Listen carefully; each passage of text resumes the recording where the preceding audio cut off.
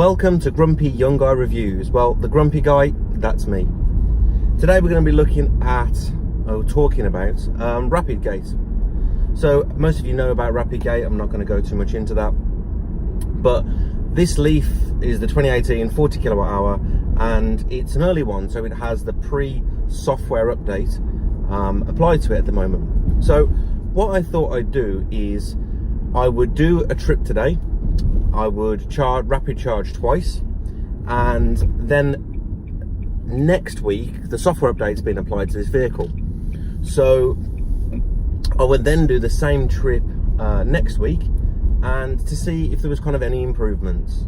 Now I've got to try and keep the conditions the same, so I'm going to be using the same rapid charger. I'm going to be driving roughly the same route at roughly the same speed. The only thing, of course, I can't affect is the weather or the outside condition. So today the outside condition is 9 degrees. I've actually started with a flat battery, so currently I've got 8% at the moment. I'm just en route to the rapid charger now, and we're going to rapid charge up to around about 80 to 85%, and then we're going to do 80-90 mile trip to get back down to sort of the 5 to 10%, and then we're going to rapid charge again, and we're going to look at the speed of both, and then we can make a direct comparison. Now for me, Rapidgate isn't just the only problem. We've also got, as it's been nicknamed, Coldgate. Now that's not the toothpaste. That is, rapid charging is also very slow when the battery is pretty cool. So today 9 degrees, the battery's core temperature is probably a few degrees above that, maybe 10 to 15.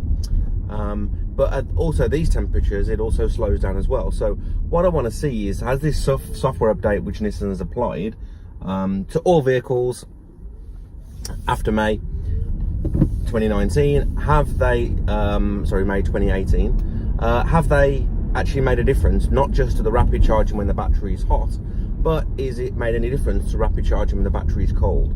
So we're going to do 2 identical trips at the 2 identical rapid chargers, and then we're going to see how we go from there. So let's imagine that we've done a drive of 90, 100 miles from a full charge, and we then stop as the car is now flat. We rapid charge, we then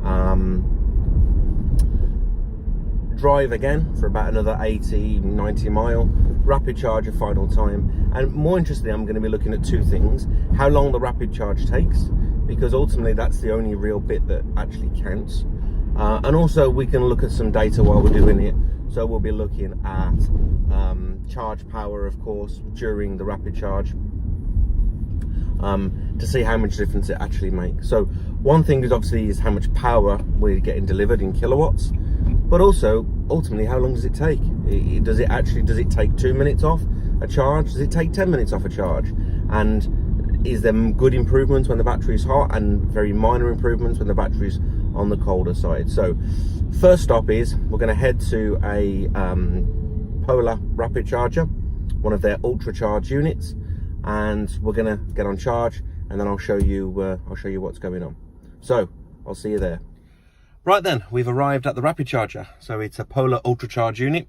We're going to be rapid charging here, then doing a drive back to around 6% battery, rapid charging again at the same charger to try and keep things a little bit more consistent. So we've arrived here, as you can see, with 6% battery. Let's go and connect it up, and let's see what we're drawing.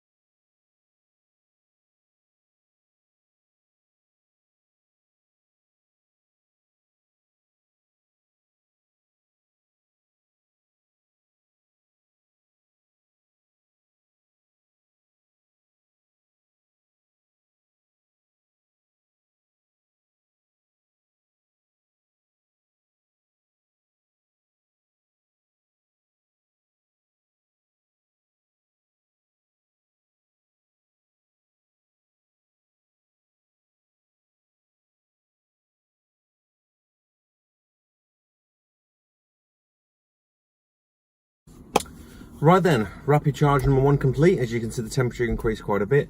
I think we were at 45 minutes, and that was from 6% to 82%.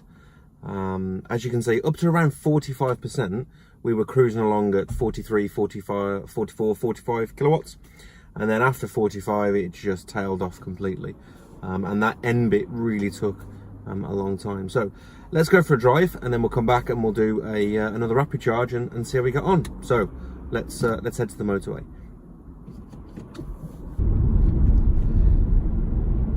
So I've reset the trip. We're on 82%. The Guessometer meter is saying we've got 131 miles, which is pretty ludicrous. And to be honest with you, I drive this car pretty uncompromisingly. As you can see from the Gas Monkey t-shirt, I'm previously a petrol head and still are, but just not necessarily for my daily commute drive, which is full of traffic and all of the other hateful things about UK driving at this time of at this point in our lives. So we're going to head to the motorway now, and I'm going to sit with ProPilot at 70 mile an hour with the heating on, and it's currently set to 19 degrees. Might increase that a fraction. I've got the heated seats on, and the outside air temperature is 10 degrees. Just to give you an idea and to make it fair, that charge there didn't have any heating on, it didn't have any heated seats on, it was just the radio, which draws little to nothing anyway. So we're going to do the same again when we come back. We're going to see how long does it actually take to charge it up, heating off, heated steering wheel off, heated seats off, and kind of everything really. So we're gonna head up to the motorway now, and we'll interesting to see how many miles that we get, because that was 45 minutes of driving. 45 minutes of charging. You know, realistically in this kind of weather, how many miles does that get me for sitting at 45 minutes at a rapid charger? How much does that get me? And it'll be really interesting to compare that to after the software update. So when I scan this car, we've got battery version A within the software, and of course the update will take it up to battery version C. So it'll be interesting to see how much the charge changes, not just when the battery is hot. So now the battery temperature is just over halfway. It started off at obviously under halfway. So does it improve the battery temperature from a charging perspective only when it's hot, or does the software update also improve it when it's a little bit cooler? Now for me, when that was charging up to 45%, it was actually really, really good. I was quite surprised. It was holding pretty steady at around 45 kilowatts. And actually, I think if it can just maintain that up to 70-80%, you know, a lot of people will be happy. But it really started to tail off, and it almost downed half of that speed by the time we get up to sort of 80%. So I think in the reality, what would people like? They'd like to be able to go from anywhere between 0 and 80% and pretty much hold the 45-50 kilowatt speed, rather than it being a little bit unknown. Yes, it might start great, but as it tails off, you know, the charge times really increase. And that's one of the downsides about not having a battery which is thermally managed. So I suppose while we're doing this trip, I can talk about what I like and what I don't like about the Nissan Leaf, and sort of its pluses and bad points, and you know, maybe help you in a decision, would you buy one. So I think for me, my daily commute is 50-mile round trip, and in the winter I do every 2 days, and then I charge, and then in the summer I can get every 3 days before we charge, but it doesn't have to be that. And to be honest with you, 3 days in the winter, which is it's actually just shy of 50 miles, about 49, so it kind of brings us to about 147 miles for 3 days. And yes, I can do that, but in all honesty, I usually don't, because I am getting home with like 1 or 2%. So for me, generally, this is every 2 days we charge the car, and that's how I use it. I've actually only got a slow charger at home. I've got a 3.3 kilowatt charger. So if I get him home with sort of 1 or 2%, then, you know, one thing I do notice is that it takes the full night for me to charge and to come sort of back up to 100%. But in all honesty, I'm not really that bothered. As long as it's charged by the time I get out in the morning, then that's good for me. I've could of course upgrade to a 7 kilowatt charger, but to be honest with you, from a 40 kilowatt hour battery perspective, that's kind of on the limit of owning a 3.3 kilowatt charger at home. I think any bigger battery than that, and you would have to step the charger up. And also, you might want a more powerful charger as well. So you know, you can charge this from flat in around maybe, I don't know, 3 to 4 hours, something like that. So how do I find the Leaf? Well, I like it. I really do. I bought the car. My wife owns a previous 24 kilowatt hour model, and I like it. I like the way it drives. I like the way it's quiet. I like the way every morning I come out and it's warmed up. There's loads for me. There's loads and loads of plus points.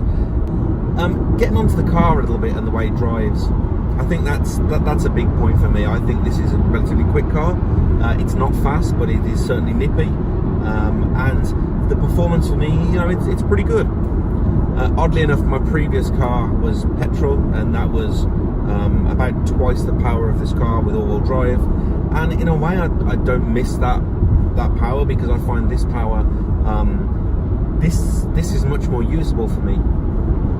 I find that when I'm coming up to lights and I want to use the acceleration, then bang, the power is there and it's available instantly. So that's what I love. I love the instantaneous power. I love the fact that it's very, very quiet. I'm not feeling any gear changes, and to be honest, I quite like it.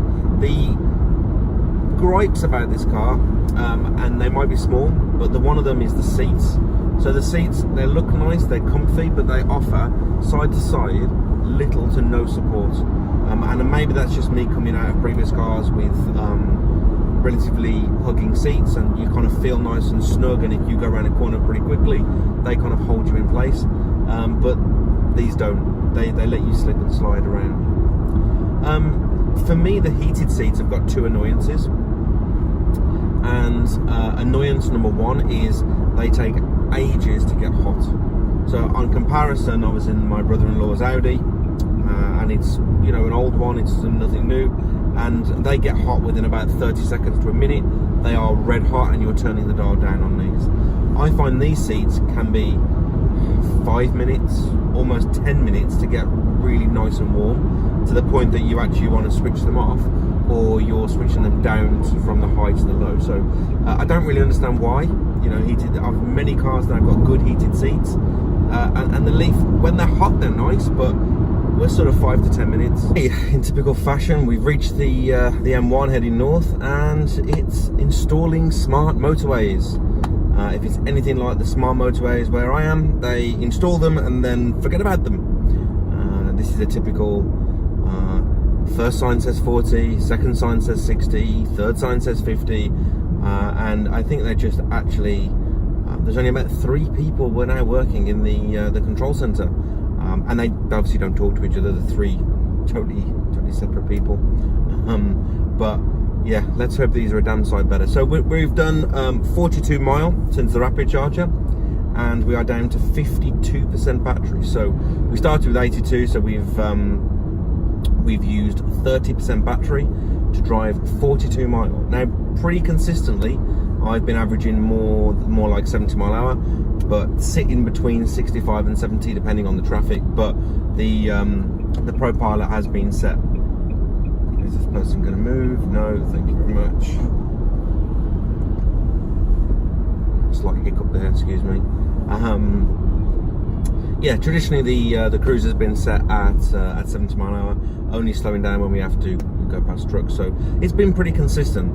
It's saying that I'm averaging, since the charger I set it at 4.3 miles per kilowatt hour, which would give me a really good theoretical range of 38 kilowatt battery multiplied by 4. That's going to give me a range where I am actually never going to get, although the temperature's warmed up a little bit and it's increased, I'm never going to get that sort of range. But you know, it's not doing too badly. Battery temperature is still sat above the halfway mark. Let's have a quick look.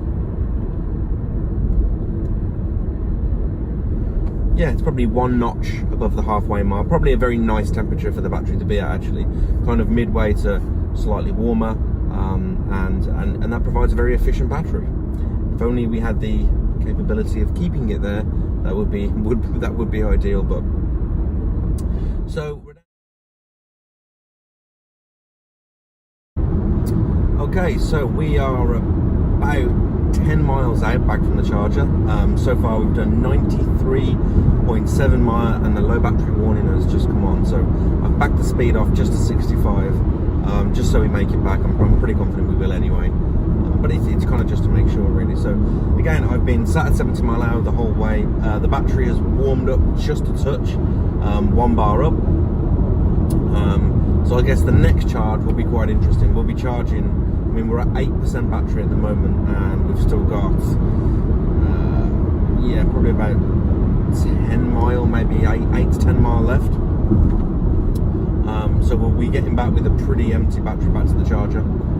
So it'll be interesting to see how long this next charge will take. Will it start off quick and sort of stay at the 45 kilowatt up to about half and then taper off, or will it begin to taper off much earlier? So we'll see. Right then, let's head back to the charger. Right then, we're back at last. We've done 105.5 miles and the battery percentage is showing 1%. So from 82 down to 1 with the cruise at 70, you're looking at 105 mile as it was then. Let me just take you around and have a look. The battery temperature is where, let's have a look. So the battery temperature, if I could just show you here, battery temperature, as you can see, is still warm, not too bad. And let's plug in and go from there.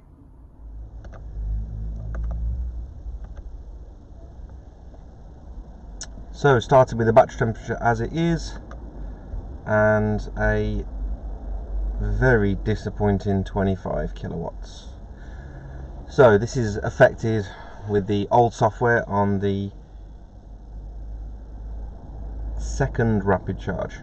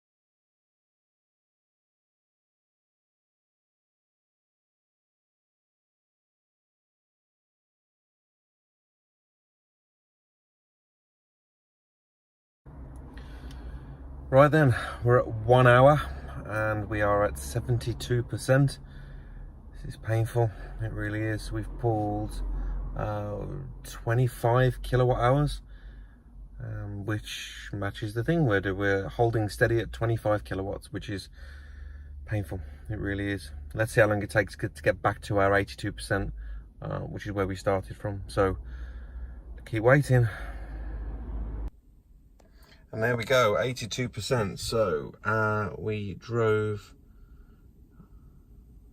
105 mile and used 28.7 kilowatt hours. So that was painful. Charge time was 1 hour 8 minutes. So let's stop and yeah.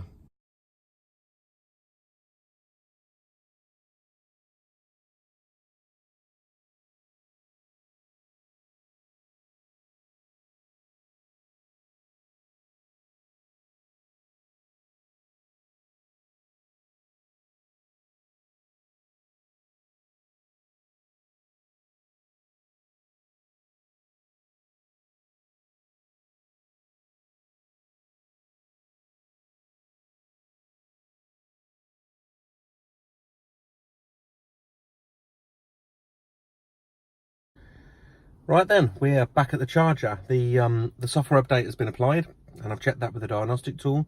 We're going to try and make this as scientific as possible. So it's just 2 degrees colder than it was last week.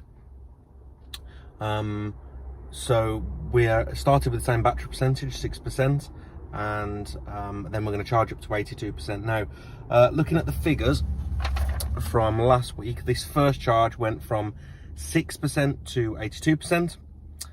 We pulled 28.1 kilowatt hours, and it took 45 minutes. So if we take the whole 45 minutes, that gave us an average charging speed of 37.46 kilowatts. That was our average charging speed for the whole session. Now, if you remember, it started at about 45 kilowatt up until just under halfway, and then started to sort of die off. So we're looking at an average speed of 37 and a bit kilowatts. So that's what we're looking to see if the new software update makes any difference on the first charge. So let's plug it in, let's charge up, and I'll see you at the end.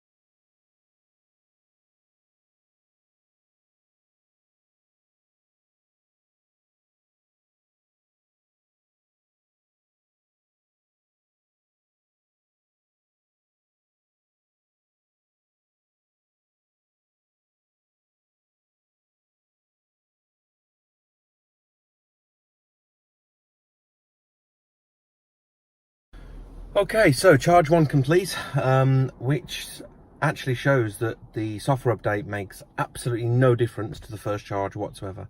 In fact, in my case, it was a minute and a half slower, which is neither here nor there really. So yeah, software update, first charge, absolutely no difference at all. Going from 6% to 82%. And we pulled exactly the same 28.10 kilowatt hours. So let's do the trip and let's head back and let's see how much difference it makes to the second charge. Conditions all the same. Let's go.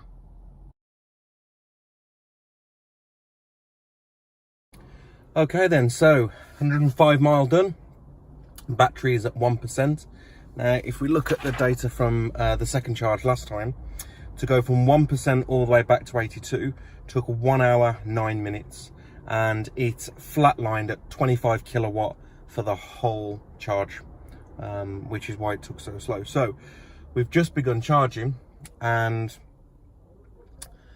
good news, we are beginning at 40 kilowatts. So on the last journey, with the battery temperature almost identical, with the same trip, we are charging at 40 kilowatt, not 25 kilowatt. So that's a good start. Let's let the charge run, and I'll play them side by side.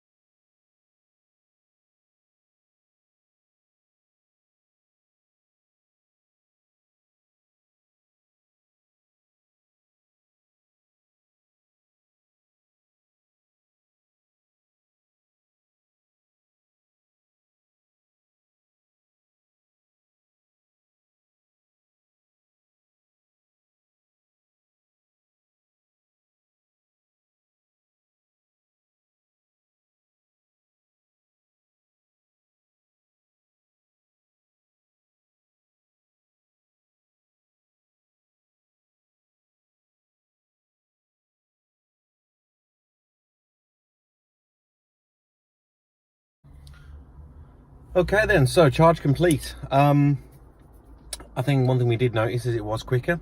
So if we go to the original charge, the one pre-software, then if I have a quick look at my my data sheet, we first charge took 45 minutes, second charge took 1 hour and 9 minutes.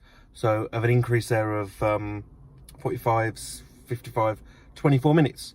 So the second charge took 24 minutes longer than the first charge.